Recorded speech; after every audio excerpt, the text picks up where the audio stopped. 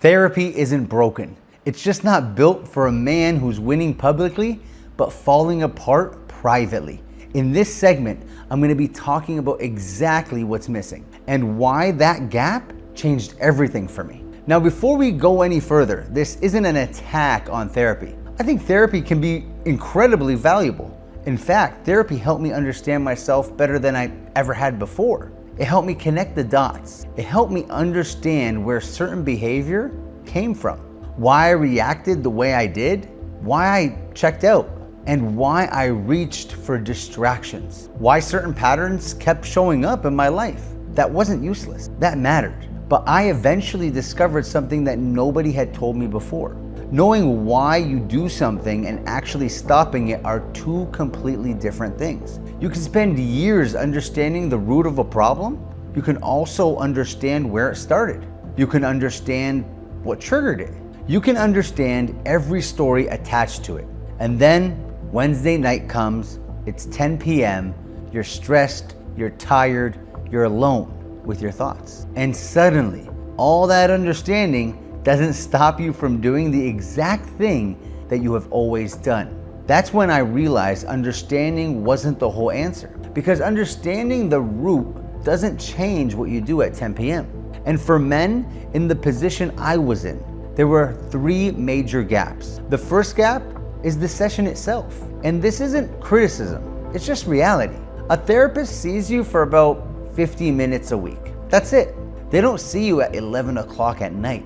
They don't see you after the argument with your wife. They don't see you when the pressure hits. And they don't see you when you're sitting alone with the urge to escape.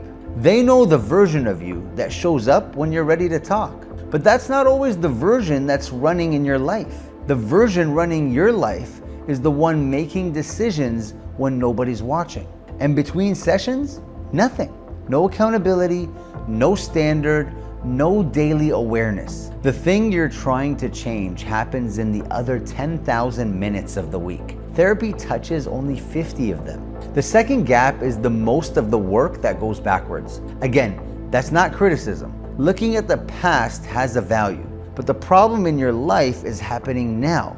Your struggle isn't living 10 years ago. It's showing up today. It's showing up tomorrow. It's showing up every single time the feeling comes back to you, and automatically you reach for the same response. The issue isn't where the problem came from. The issue is that the pattern is still running. Most men don't need another explanation. They need a structure, something that makes it harder for them to repeat the behavior and easier to stay aligned with who they want to be, who they know they are, because you don't need the root if you still don't have the structure. And then there's the third gap. This is the one that nobody talks about, especially for men like me. For a lot of us, faith isn't just another category in life. It's not background noise. It's not some optional add-on. It's the lens that gives meaning to everything else. It's how we measure ourselves, or at least how we used to before we stopped looking too closely.